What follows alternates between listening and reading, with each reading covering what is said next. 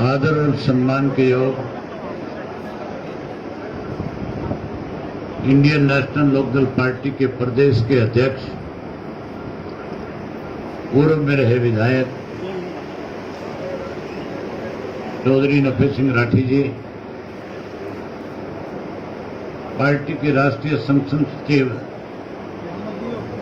पूर्व में रहे मंत्री श्री श्याम सिंह राणा जी, जिला के अध्यक्ष भाई देवेंद्र चौहान जी, जिला के कार्यकारी अध्यक्ष देवेंद्र तेवतिया जी, आपके जिला के संगठन के संयोजक पूर्व में रहे आईपीएस चौधरी राज सिंह मोर जी, मंच पे मेरे साथ बैठे हुए अलग अलग प्रकोष्ठों के सभी संयोजकगण,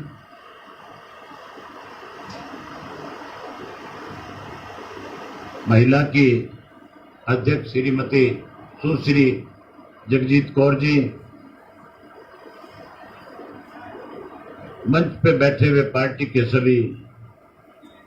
हल्का के, जिला के, प्रदेश स्तर के नेतागण, प्रदेश कार्यकारिणी के सदस्य,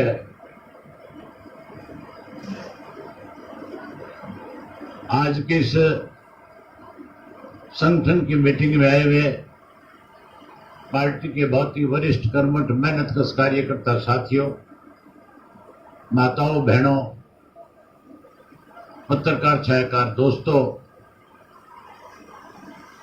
मेरे से पहले जो साथी वक्ता थे, बोल रहे थे,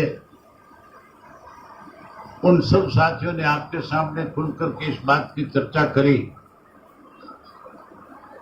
कि कैसे संगठन को, कैसे पार्टी के नेतृत्व को ग्राम के पंच के स्तर पर ले जाया जाए, कैसे शहर और कस्बे के बूथ के स्तर के ऊपर संगठन की इकाई को खड़ा किया जाए। विशेष रूप से राणा साहब ने बहुत विस्तार के साथ इन बातों की चर्चा आपके बीच में करी। जहां संगठन की बात हुई, वहां इस बात को लेकर के भी चर्चा की गई कि किस तरह से पिछले दिनों जो ये सरकार इस प्रदेश में बढ़ी, जिस सरकार को बड़े आज 600 से ज्यादा दिन हो गए, जिसका 1/3 समय खत्म हो चुका, इन 600 दिनों के दौरान किन किस्म के हालात इस प्रदेश के रहे, हमें किन किन परिस्थितियों से गुजरना पड़ा। इस 2 साल के समय में सरकार से हम जिस चीज की उम्मीद करते थे, सरकार ने अपने किए हुए वायदे पूरे करने की बजाय इस कोरोना के काल में, इस कोरोना के संकट में, जहां लोगों को सुख सुविधाएं प्रदान करनी चाहिए थी, जहां लोगों के प्रति सरकार का एक विश्वास पैदा करना चाहिए था, जहां लोगों में एक विश्वास पैदा करना चाहिए था, बजाय लोगों का भरोसा जीतने के, सरकार ने 9 ऐसे बड़े घोटाले किए जिसकी वजह से आम आदमी दुखी हुआ, परेशान हुआ। आज ऐसी हालत है सरकार की, भ्रष्टाचार चरम सीमा पे है, कानून व्यवस्था नाम की चीज नहीं है, अधिकारी बेलगाम है, मुख्यमंत्री की मंत्री सुनते नहीं और मंत्री मुख्यमंत्री की बात पे ध्यान नहीं देते। आज आपस में विवाद है, आपस में झगड़े हैं। हर रोज के अखबार की सुर्खियों में इस तरह की खबरें पढ़ने को मिलती है कि सत्ता में बैठे लोग आज आपस में बटे हुए हैं। जहां प्रदेश के हालात खराब हैं, वहीं इस देश के अंदर देश के प्रधानमंत्री ने इस कोरोना काल के अंदर जहां लोगों को सुख सुविधाएं प्रदान करनी चाहिए थे, जिस अन्नदाता ने इस कोरोना के काल में इस देश को आत्मनिर्भर बनाने का काम किया। पहले जब कोरोना की महामारी आई थी, हमारे यहाँ की हर इंडस्ट्री बंद हो गई थी, स्कूल कॉलेज बंद हो गए थे, सारा कॉमर्शियल हब खत्म हो चुका था। हर व्यक्ति अपने घर की तरफ पलायन कर रहा था, सब कुछ खाली और सुनसान पड़ा था। यहां तक कि छोटी से छोटी दुकान भी, चाहे वो गांव की थी, कस्बे की थी, शहर की थी, उसने भी अपनी दुकान के ताले लगाने का काम किया था। लोग घरों में बंद हो गए थे, गांव में टिकरी पहरे शुरू हो गए थे। हालात इस किस्म के लग रहे थे कि आने वाले समय में देश पे पता नहीं किस किस्म के हालात हो जाएंगे। रोजाना मुख्यमंत्रियों के बयान आते थे, रोजाना प्रधानमंत्री की तरफ से कहा जाता था कि देश के हालात खराब होते जा रहे हैं, फाइनेंशियल क्राइसिस आ रहे हैं, सरकार के पास तनख्वाह देने को पैसे नहीं है, इंडस्ट्रियां बंद पड़ी है, टैक्स का कोई साधन नहीं बचा, कैसे देश कल बचेगा, इसके लिए सब लोग चिंता में डूबे हुए थे। अगर इस देश को किसी ने बचाया, इस देश की जीडीपी को किसी ने फिर से इस देश को आत्मनिर्भर बनाने का काम किया, तो उस किसान ने, उस अन्नदाता ने, जिसने कोरोना की परवाह किए बिना अपने खेत की उपज ज्यादा बढ़ा करके इस देश को आत्मनिर्भर बनाने का काम किया था। जहां देश का प्रधानमंत्री जब आत्मनिर्भर देश हो रहा था, जब इस देश की डीजीपी कमजोर पड़ रही थी, जिसको ताकतवर बनाने का काम देश के किसान ने किया, तो हमारे देश का प्रधानमंत्री कह रहा था इस देश के अंदर दो तरह के भगवान हैं। एक भगवान वो है जिसे हम पूजते और मानते हैं, दूसरा भगवान अन्नदाता है जिसने देश को आत्मनिर्भर बनाने का काम किया है।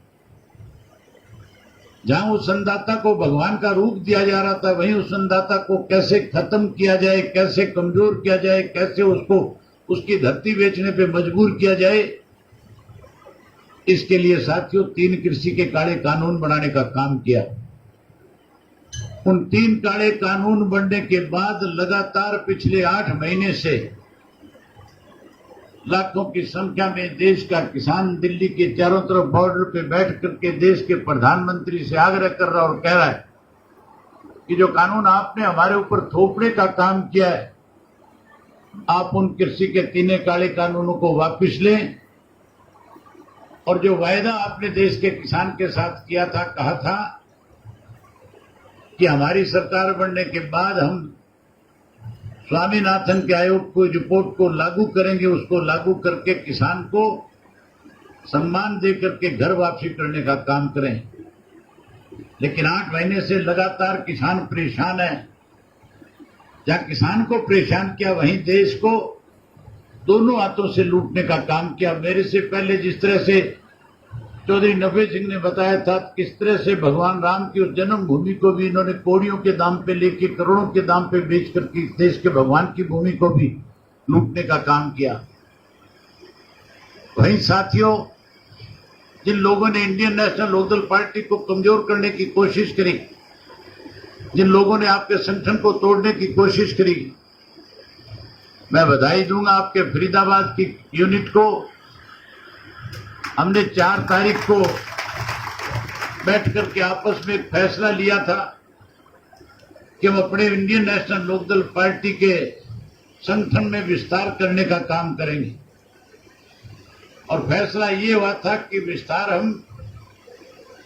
हल्के में जोन बना करके, जोन के सतर पे इसकी जिम्मेवारियां अपने साथियों को देकर के संगठन को मजबूत करेंगे। उसके लिए समय सीमा तय करी थी कि 10 दिन के अंदर अंदर इस काम को निपटाया जाएगा। पार्टी के सीनियर साथियों की ड्यूटियां हर डिस्ट्रिक्ट हेडक्वार्टर के ऊपर लगा करके उनको जिम्मेवारी दी गई थी कि आप जिले की इकाई के साथ बैठक करके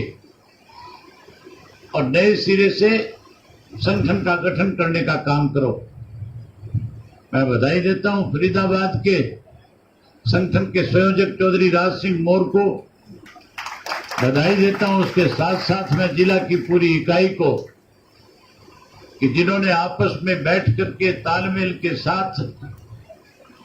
आज जोन के सतर के ऊपर इंडियन नेशनल लोकदल पार्टी के संगठन का गठन पूरा करने का काम किया, इसके लिए आप बधाई के पात्र हैं। आपसे उम्मीद करूंगा कि जहां पिछले संगठन को आपने जोन की इकाई के ऊपर गठन किया है,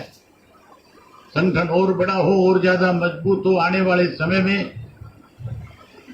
इंडियन नेशनल लोकदल पार्टी प्रदेश में सत्ता में आए, इसके लिए इस संगठन का और विस्तार करके गांव के पंचायत के वार्ड के सतर के ऊपर संगठन के साथ लोगों को जोड़ने का काम करें। वहीं उसके साथ साथ शहरों के अंदर बूथ के सतर के ऊपर भी जो हमारे जो 16 सेल हैं, उन 16 के 16 सेलों की इकाई का गठन करके एक एक बूथ के ऊपर 5-5 लोगों की जिम्मेवारी, एक एक अलग अलग प्रकोष्ठ के लोगों की लगा करके मजबूत और बड़ा संगठन खड़ा करने का काम करो। अगर आप इसके लिए समय निकाल करके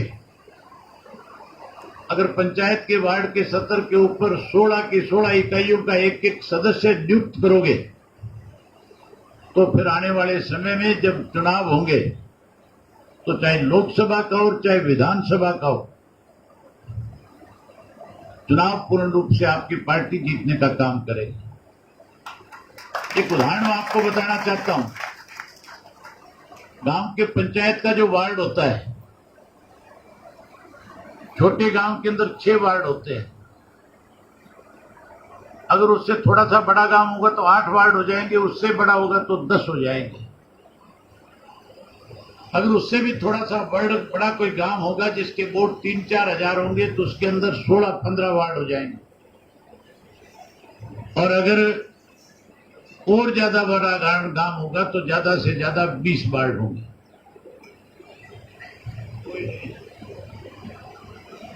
20 वार्ड ज्यादा से ज्यादा होंगे और एक वार्ड के अंदर ज्यादा से ज्यादा वोट जो है, वोट की संख्या 200 से ज्यादा नहीं होती। जिस वार्ड में 200 वोट की संख्या है, हमारे 16 अलग अलग जो है पार्टी की तरफ से 16 अलग अलग सेल बनाए हुए हैं। वोमेन का सेल है, युवा का सेल है, पिछड़े वर्ग का है, बुद्धिजीवी प्रकोष्ठ है, शेड्यूल कास्ट का है, इसके साथ साथ छात्र का है, बैकवर्ड का है। ऐसे 16 सेल हमने बनाए। अगर एक सेल की जिम्मेवारी एक उस वार्ड के किसी घर को आप दोगे, तो 16 परिवार 16 घर जो है आपके साथ पार्टी के साथ जुड़ने का काम करेंगे। अगर 16 को जोड़ लोगे तो कोई घर ऐसा नहीं होगा जिस घर में 5 से ज्यादा संख्या में वोट ना होंगे। अगर 5 वोट का एक घर आप अपनी पार्टी के किसी एक सेल के साथ खड़ा कर लोगे, तो फिर 80 वोट अकेले इंडियन नेशनल लोकदल पार्टी के उस पंच के वार्ड में खड़े हो जाएंगे। टोटल 200 वोट है, 80 अगर आपके हिस्से में आएंगे, तो फिर दुनिया की कोई ताकत नहीं है जो आपकी पार्टी को वहां हरा सके। इसी तरह शहर के वार्ड के अंदर अगर आप 5-5 व्यक्तियों को एक एक सेल के रूप में जोड़ने का काम करोगे, तो फिर शहर के बूथ के ऊपर भी कोई हिम्मत नहीं, कोई ताकत नहीं जो आपको कहीं कमजोर कर सके। मैं उम्मीद करूंगा कि जिन लोगों को हमने जिम्मेवारियां सौंपी है, वो हर हालत में गांव के सतर पे, शहर के सतर पे अपने साथियों से मिलकर के और नए सिरे से पंचायत के बूथ के सतर के ऊपर भी अपनी टीम को खड़ा करने का काम करेंगे। करोगे इस काम को? बस तो यही बात आपसे करने के लिए आया था। आप सबने मेरी बात को सुना, आप सबका बहुत धन्यवाद। जय हिंद, जय हरियाणा।